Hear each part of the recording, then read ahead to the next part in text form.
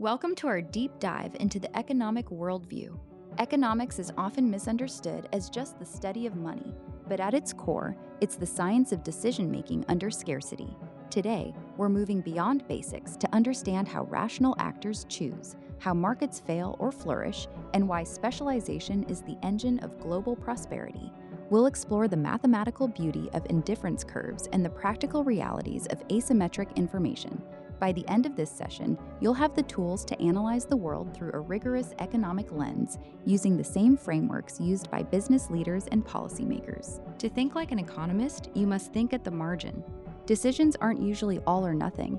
They are one more or one less. Marginal benefit, or MB, represents the immediate positive impact of a decision, while marginal cost, or MC, is the immediate negative impact. Rational choice theory posits two rules.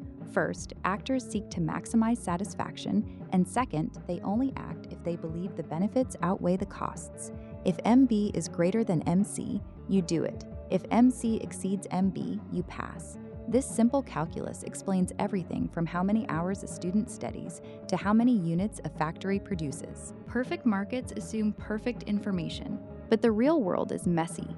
Asymmetric information occurs when one party knows more than the other, often leading to market failure.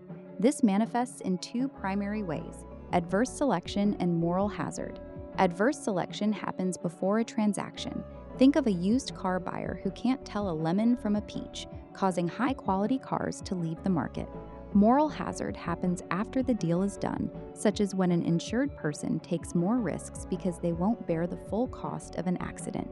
These imbalances distort the invisible hand and require strategic intervention. How do we fix these information gaps? We use screening and signaling. Signaling is when the informed party reveals their private information to prove their quality, like a job candidate showing a degree to signal intelligence.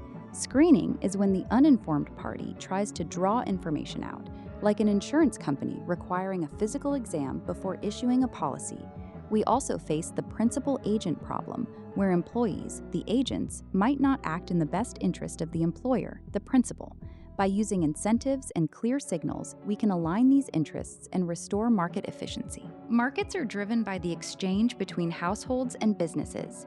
In the factor market, households sell their labor, land, and capital to businesses.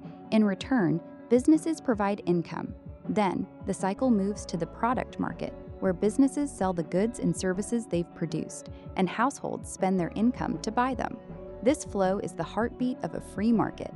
Understanding this allows us to see how resources are allocated. Businesses buy what they need to operate, factors, and sell what they create to satisfy consumer wants. Markets create value for both sides, measured as surplus. Consumer surplus is the bonus satisfaction a buyer gets. It's the difference between what they were willing to pay and the lower market price. If you'd pay $50 for a steak, but it only costs $30, you have a $20 consumer surplus. Producer surplus is the mirror image. It's the difference between the market price and the minimum a business must charge to stay profitable.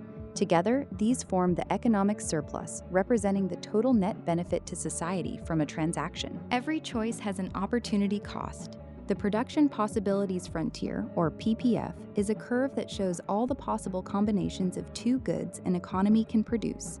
If you move along the curve from choice A to choice B, the slope tells you exactly what you're giving up, the opportunity cost. If the PPF is a straight line, your opportunity cost is constant, but usually it's a curve, reflecting that resources aren't perfectly adaptable. Choosing more of one good inevitably means producing less of another, forcing society to prioritize its most valuable outputs. How do consumers choose between different combinations of goods? We use indifference curves. An indifference curve shows combinations of two products, like Irish ale and German lager, that yield the exact same level of utility or satisfaction to the consumer. The further the curve is from the origin, the higher the utility. The ratio of the trade-off as you move along the curve is called the marginal rate of substitution, or MRS. It represents how much of one good you're willing to give up to get just one more unit of the other, while staying just as happy. Utility is great, but we all face a budget constraint. This is the hard limit on what we can afford.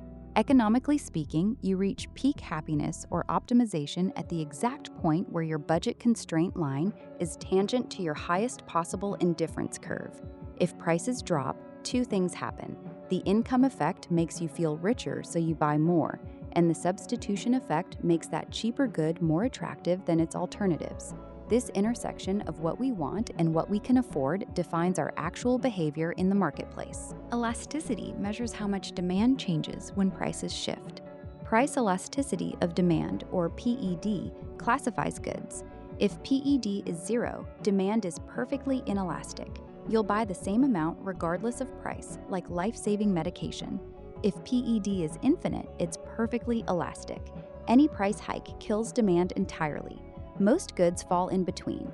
Necessity goods like gas are inelastic, PED less than 1, while luxury goods like sports cars are elastic, PED greater than 1. Knowing the PED of a product is crucial for businesses when deciding whether to raise or lower prices. We also look at income elasticity.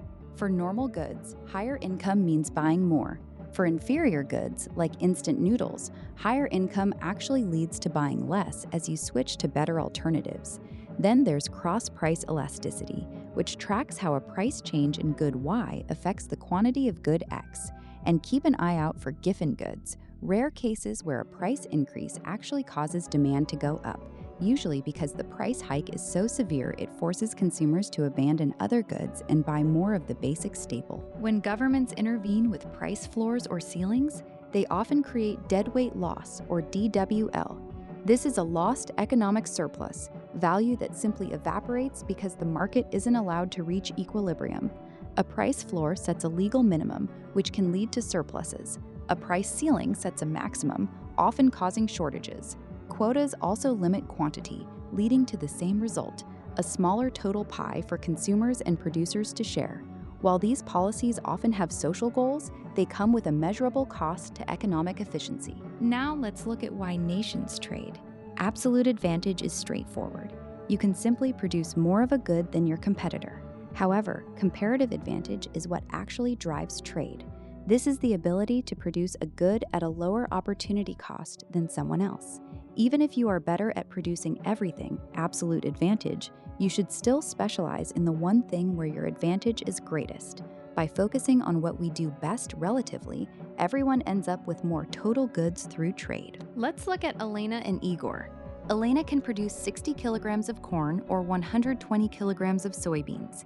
Igor can produce 40 kilograms of either.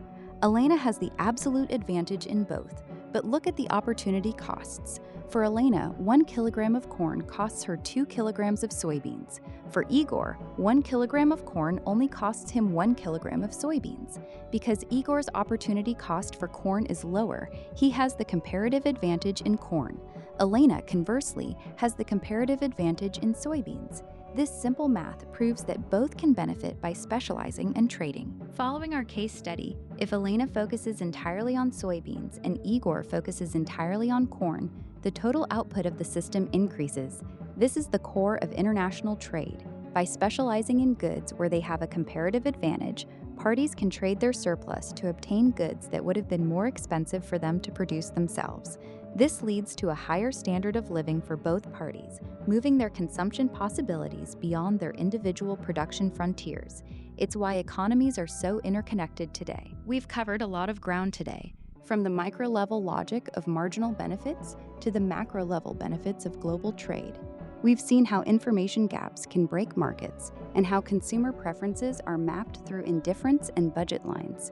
Thinking like an economist means always looking for the trade-off, understanding the responsiveness of demand, and recognizing that specialization is the key to efficiency.